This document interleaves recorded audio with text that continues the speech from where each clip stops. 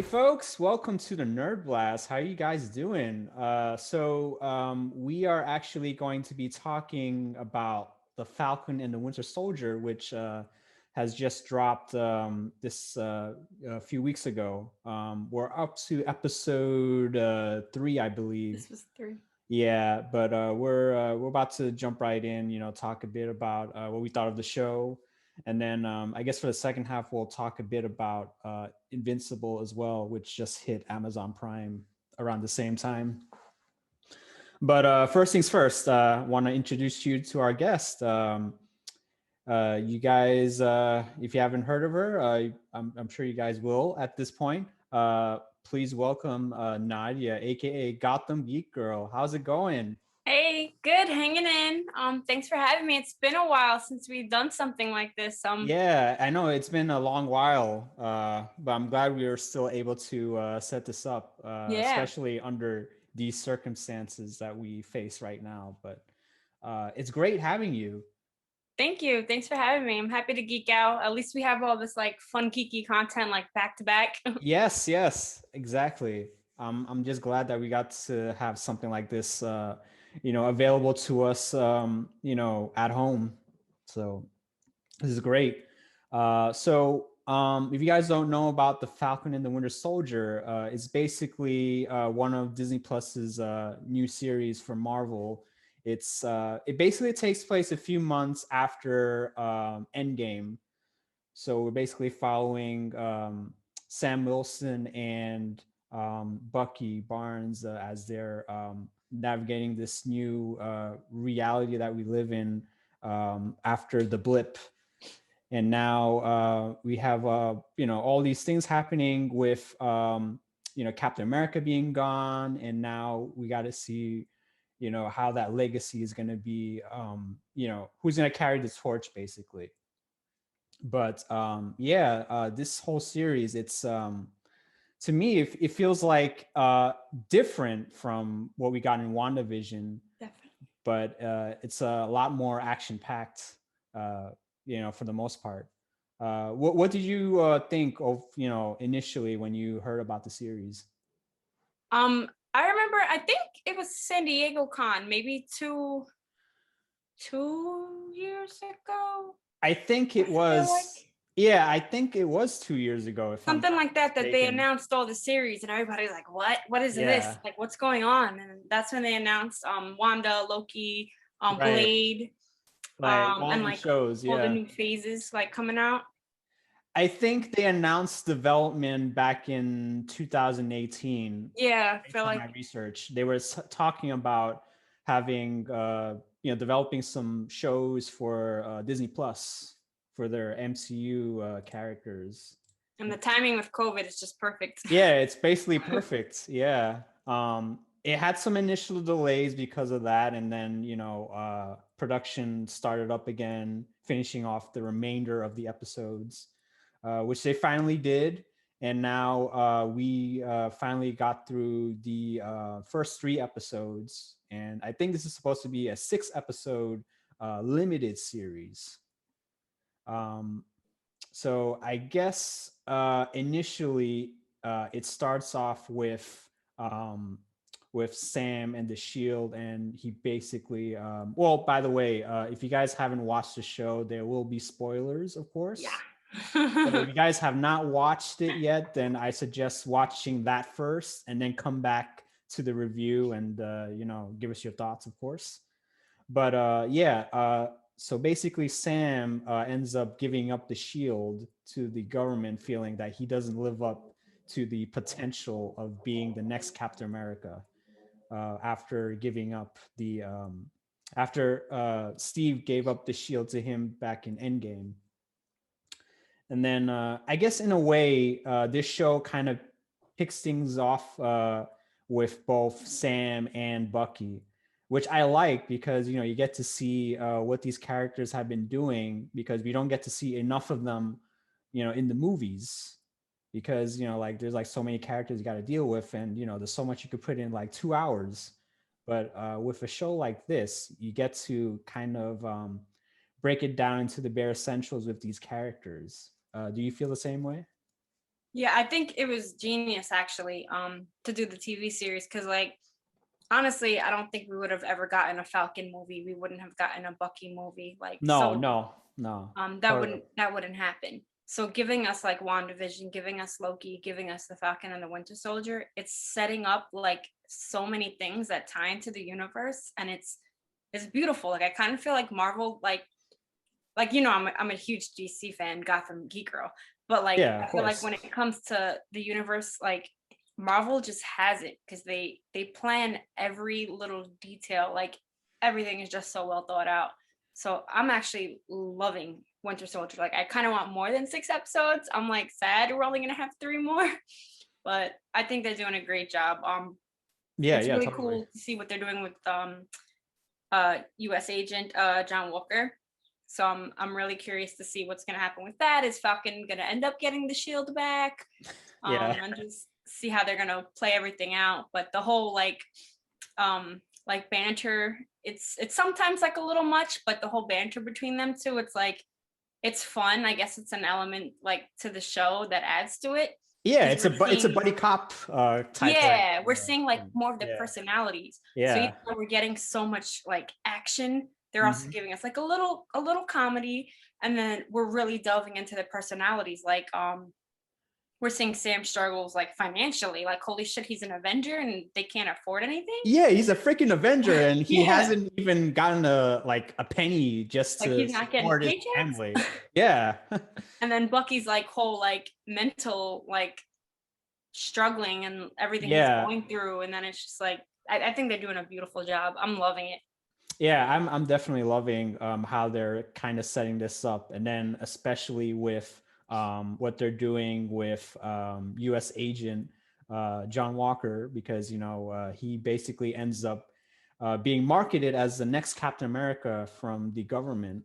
Um, he's already a character that basically everyone, well, every It's now that we know who he not is. yeah, exactly, like we get a piece of like what he is like, his military background mostly, and then we get to see him putting on the suit and then trying to not become Steve Rogers, but become a best version of the Captain America that he wants people to see him as.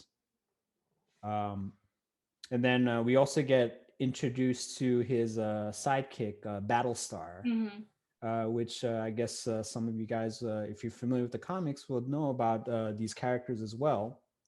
Um, I feel like we got to see kind of like a next kind of generational pull with between Captain America and Bucky, and now we're seeing it with John Walker and Battlestar.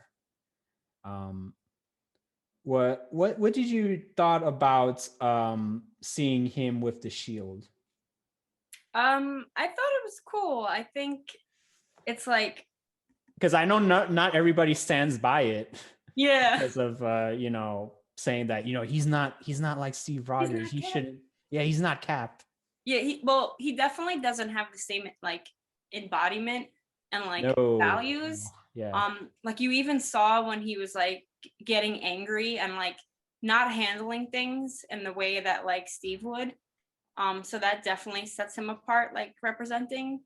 Because Mhm. what was it that he said to Sam? He was like, "Not that you're a good hero, but that you're a good man," something like that along Yeah, those something lines. along those lines. So it's kind of like that guy is more of like the soldier aspect, but like Mhm. Sam has like the values that represent Captain America that like Steve wanted. Yeah, exactly. And then I also feel like, you know, well, once you get more of who John is, like you see that he is nothing like Captain America. Mm-hmm. Like he's doing everything he can to, complete the mission, make sure nobody stands in his way, which is basically what he says up front to Sam and Yep. Bucky, during their first initial interaction. Um, so it'll be interesting to see where they take him moving forward in the show. Fun fact though, I don't know if you know who's playing him, but it's Wyatt Russell, Kurt Russell's son, Kurt was he played Star Lord's dad in Guardians 2 as Ego. I don't know if you remember that one. I remember his dad, of course. I Yeah, of remember. course. Yeah. But that actor, I So feel it's like he kind of was in fun. something else. He looks very familiar. Yeah. I think he's been on a bunch of other stuff Yeah. prior to that, but it's cool that he got to be in this role. And we also see a bunch of other characters, in the show, those that are making a return to the MCU, which we got to see in episode 3. We got to see the return of Zemo and Sharon Carter. Yeah, This was my favorite episode so far. Yeah. I think I enjoyed so episode 3 a lot after getting to watch it. We get to see more of Zemo's personality, which is kind of good, and get to see him with the traditional costume that comic book fans know him for. And yeah, then that was a cool moment when he put the mask back on. yeah, exactly. And then we get to see him being more of this this inside guy into the whole underworld scene, which I want to talk about because there was some Easter eggs hidden in there that kind of ties back to the X-Men, which I was quite excited to see. Because basically Sam and Bucky and Zemo, they end up going to Madripoor, which is basically one of the key places from the X-Men comics, which is what I like, what I initially liked, that they were going there with the show. It was shot beautifully too. It was so dope. I was like, I want to party there. It kind of given me this kind of like this cyberpunk vibe, which I like, because you get to see this seedy underground underworld type of feel, which I like. That whole sequence was great. Oh, you know what's super interesting? I read, I don't know if it was the writer of John Wick wrote this episode. Yeah, he's the one who wrote the episode. Yeah, and I was like, oh, no wonder it was just like so. That's why it was so action-packed with all those sequences. Yeah, I'm glad you brought that up, because I was looking into it, and I figured out it was the guy who did the John Wick movies.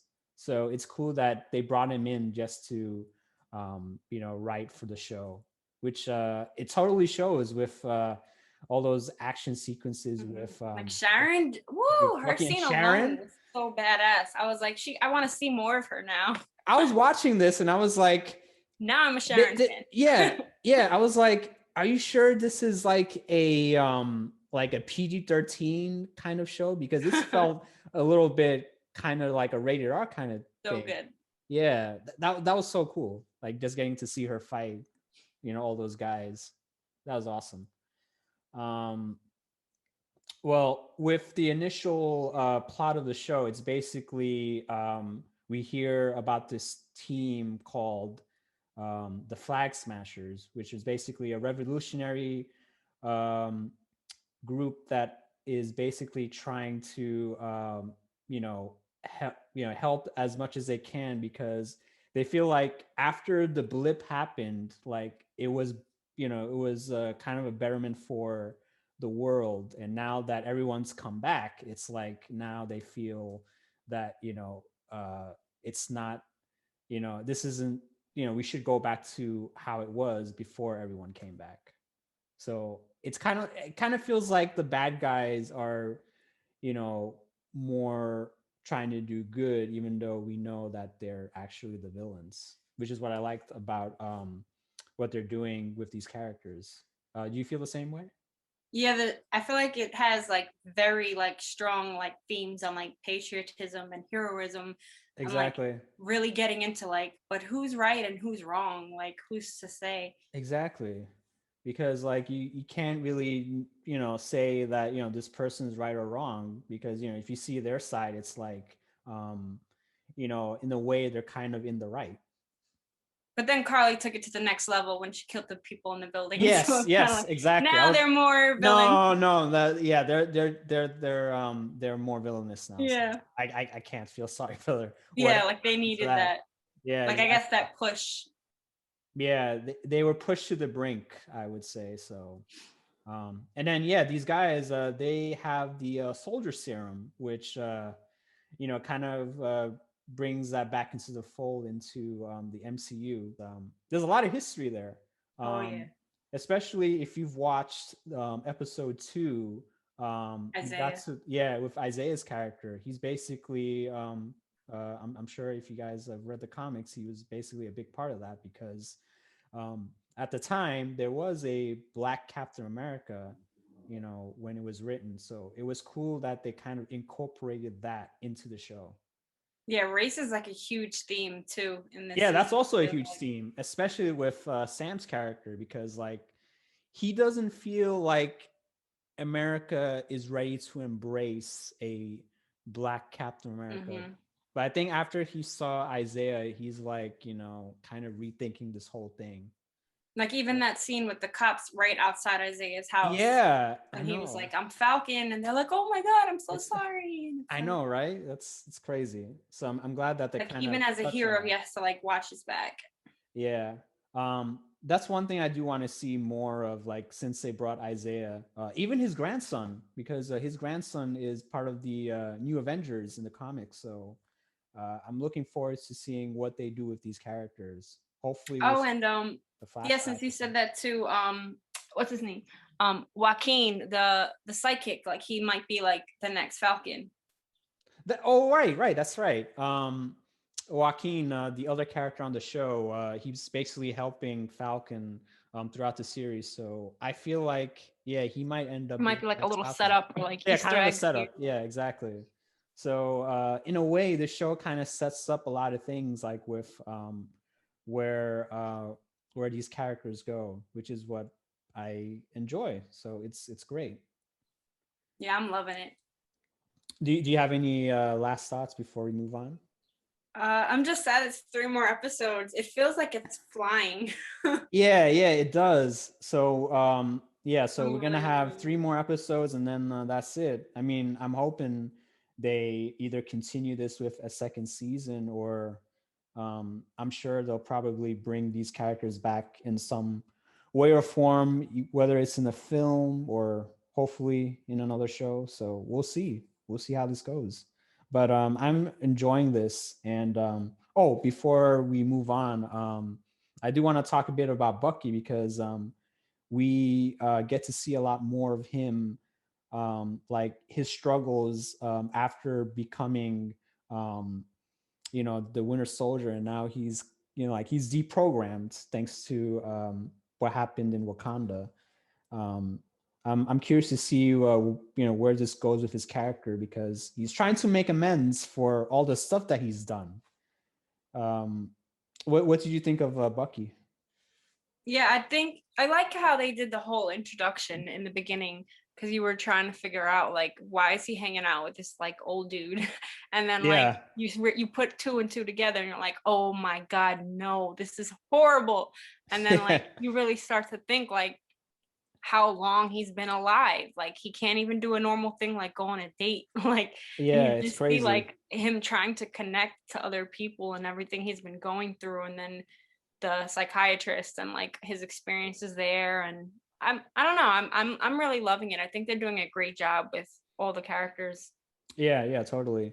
Um, and then of course, if you watch towards the end of episode 3, one of the Lajee from Black Panther ends up showing up. So it'll Yeah, be oh my God, yeah, I can't believe I just yeah, forgot that. That was yeah, so sick. yeah. I'm curious to see where this is gonna go, because like once I heard what Sam said about Wakanda not forgetting what Zemo has done, like I was like thinking, yeah, that's gonna bite them back. Lion. Yeah. So it was cool getting to see one of the warriors coming back. So we'll see how that goes in episode 4, especially with how Bucky has maintained that relationship between them. So yeah, we'll see. So the next show we're going to be talking about is Invincible.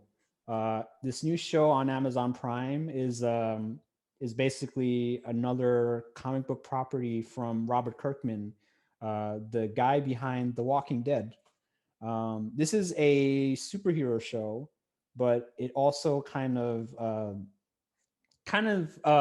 takes cues from other comic books, but also mixes in a bit like, I guess in a way it's a coming of age story, but also it feels grounded for being a superhero show.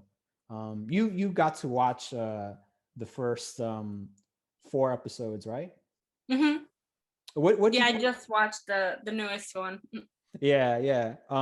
Did you read the comics before the show, or I were you am not familiar caught with it? up. I believe it's like, what is it, 3 or 4 omnibus by now. Yeah, So I am definitely not caught up yet. I've only read like the first volume. same, But same. I've only read like maybe the first couple of issues.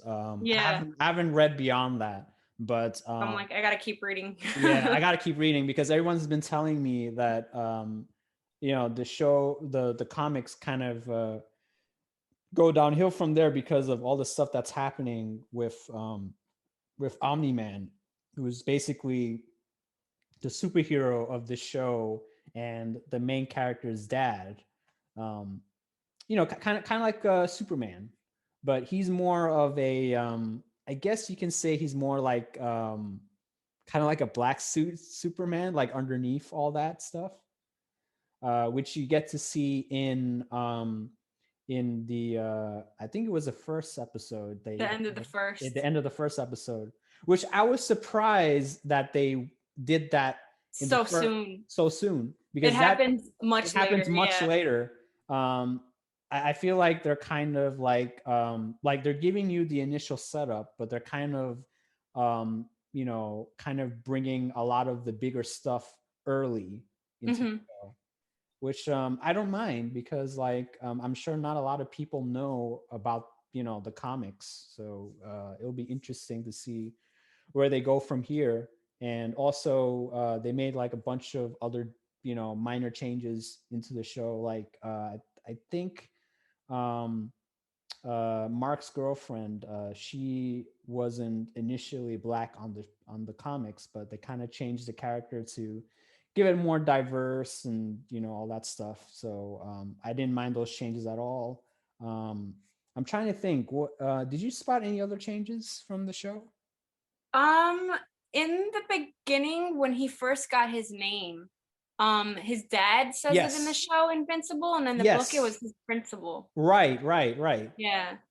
And another He was fun like, "You're fact. not invincible," something like Yeah, that. And yeah, dad was something like, like that. Yeah. But another fun fact I should tell you is the principal is voiced by Reginald Johnson from Family Matters, and they named his character in the school. Like the school's name is basically him, so it was kind of cool that they kind of gave like a little nod to that, because I think in one of the interviews that Robert did, he said that him and the showrunner were fans of Family Matters, and they were asking Reginald to for permission to use the name for the show, and he gave him the blessing, and basically he ended up being a part of the show, which is pretty cool. "That's cool. I didn't know Yeah, that." Mhm. yeah. Just a little side note. But other than that, based on these first 4 episodes that we got to see, a lot of stuff's happening. Like we get introduced to Guardians? the Guardians of the Globe. Yeah, Yeah, they're like the Guardians. Justice League Yeah, they're kind of and like the the new Justice Teen League. Squad. Yeah, and then the Teen Squad, kind of mirroring the Teen Titans, sort of. So we got to see a bit of that, and then oh wait, another change that I noticed was Adam Eve's costume, because her costume was much different in the on the show than from the comics. I don't know if you noticed that change at all. I thought it was pink. It was pink, but I think the initial getup was different. Hmm. Yeah, but it's cool that they got to retain most of how the characters look into the show. Um, the show does go, you know, I like that they kept the coming of age aspect to it as Mark tries to become the hero that his dad wants, to become more like his dad.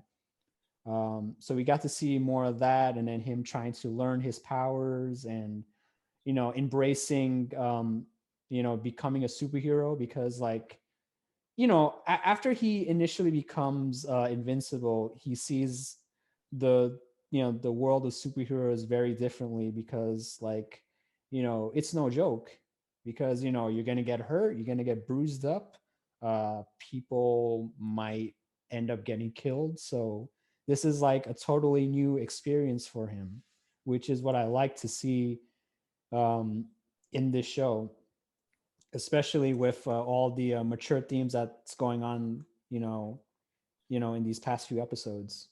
What did you think of how they handled that?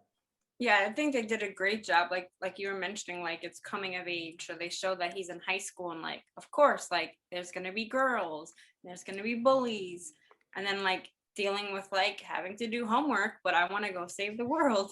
So it's Yeah, like they did a really good job of like him even like failing a lot and like when he kept crashing and causing the craters and his yeah, mom being like, "What are you doing?" Like and like his banter with his mom, it's like very teenage boy. So like yeah, I think they did a really good job with that and like him wanting to like be like his dad and he's like I'm not going to sleep because I'm going to get this done and I want to do it. I want to be the best. yeah. I want to go to Mars. Which I think, yeah, that happens in episode 4, Yeah. the current episode. Um, I also want to talk about the whole cast. Like Oh hell yeah. The they have voice a actors, huge cast. J.K. Simmons. Yeah, J.K. The Simmons, whole cast of The he's Walking Dead perfect. too. Yeah, and The Walking Dead. Yeah, There's like 10 actors from The Walking Dead on it. yeah, I think they all play well. Like Stephen Ewan, who plays Glenn, he plays Mark Grayson, the main character, and then a bunch of the other Walking Dead alumni end up playing other heroes I from think the. Sasha's in it, Yeah, Tyrese is in it's it. crazy. What's his name? Abraham, Yeah. Oh my god. Maggie. I think it's like Yeah. 5, 6 of them. Yeah, yeah, they all end up playing the Guardians of the Globe, so it's cool that they kind of kept it in the family, bringing one Robert Kirkman property into another. So it's kind of cool that they did. Awesome, right? Yeah. Then they have a lot of comedians too. Seth Rogen and Oh right, Seth Rogen. Yeah, Seth what's his name? Rogen. I always forget this guy's name. He was on Brooklyn Nine-Nine. Oh, Um, he does the Flash kind of character. right. I think I know who you're talking I about. can't remember his name right now. But yeah, Yeah, there's just so many amazing talents on it. yeah, it's amazing. They did a really good job on the casting. Oh yeah, yeah, yeah, definitely. Um, I'm trying to think who else was on there. Oh yeah, Walter Goggins playing Cecile Stedman, and then of course you have some of the, Sandra um, Oh. yeah, Sandra Oh as Mark's mother, and then we also have some big voice actor talent in the show like Clancy Brown playing Darkblood. He's basically the demon detective who ends up investigating what goes down. Spoilers if you haven't seen the show. Basically, Omni Man ends up murdering the entire Guardians of the Globe, and then Dark Blood and also uh, Stedman, investigating like what happened, and they basically suspect Omni Man, so they're trying to figure out like what's going on and all that stuff. Yeah, he's like the Hellboy of the series. Yeah, basically the Hellboy. He's like a mix between Hellboy and Constantine with Constantine. the trench coat. Yeah, So I love how they did that. yeah, yeah. Um, but yeah, the show basically is it goes in directions that I never would expect. Um, and I feel like it's gonna go for a lot of people who are not familiar with the comics, seeing like how far this goes, like with Mark's character. I think in the recent episode, he ends up going to Mars. And then he meets aliens. So there's like a lot of stuff in here. For people that aren't familiar with it, I kind of explained it as like, if you're into the boys, I feel like you would be very interested. Like, I Yes. think that's another reason why Amazon picked it up, because it doesn't hold back. It doesn't, So no. it could be like, look super friendly, but then like the most violent shit is gonna happen. Like, it doesn't hold Exactly. back. So Yeah. that's what I love It about it. it takes chances is what I liked. Mm-hmm. So I'm glad that they were able to do that. And the art's beautiful. It looks just like the comic. It does. Even the colors. Yeah, even the colors, like you would never expect it to be like so bright for a show that's like really dark, because that's something that you would never associate with like when you see shows like this. Mm-hmm. But the way they do it, like they handle it so perfectly, like it totally works. So I can't remember how many episodes this is running. I think it's supposed to be an 8-episode first season. So I'm curious to see like how much they're gonna put into these last couple of episodes. Yeah, because the comic went on for like a decade. So I'm It like, there's did so much like content. a lot, yeah. I wonder how they're gonna, like, if they're gonna try to like bunch it, or if they're gonna give us like a few seasons. I'm really curious how they're gonna keep it going. Yeah. And then I know that they're also working on a live action film for the property. So I'm curious to see how that's gonna go. I think Yeah. I think Seth Rogen and Evan Goldberg are involved in that one as well. So we'll see. Oh, and Seth Rogen's involved in The Boys, so I feel like Yeah, he has so yeah. He's getting involved in a lot comic of these stuff. comic Yeah. book stuff. So that's great for him. Oh, Um that's exciting. yeah, totally. But yeah, you have any final thoughts about Invincible Keep before we watching. sign it? I'm loving it. Like I said, quarantine like is done, but like it's still a little weird to do something, like to be out much. So like Yeah. getting all this new content has been perfect. But if you guys don't know, you could catch Invincible on Amazon Prime. You can watch the first 4 episodes, and they'll drop every Friday on the streamer. And same goes for Falcon and Winter Soldier. You could catch that on Disney Plus. You'll find that the new episodes drop every Friday as well. So you got 2 shows to watch for your weekend enjoyment. Um, well, I want to thank Gotham Geek Girl for stopping by, talking about the shows. And if you guys want to follow the Nerd Blast, you guys can follow us on all our social media, Twitter, Instagram, Facebook. We're also doing Twitch content, so you guys can check that out as well. This video will be on our YouTube page, so feel free to leave us a comment letting us know what you thought about both Falcon and the Winter Soldier and Invincible. So Nadia, tell everyone how people can find you. Yeah. So Gotham Geek Girl, I have a website, gothamgeekgirl.com. I do reviews. I post, well, cover conventions and interviews. And you can find me on Facebook, Instagram, Twitter, YouTube, all Gotham Geek Girl, and I'm trying TikTok. Awesome.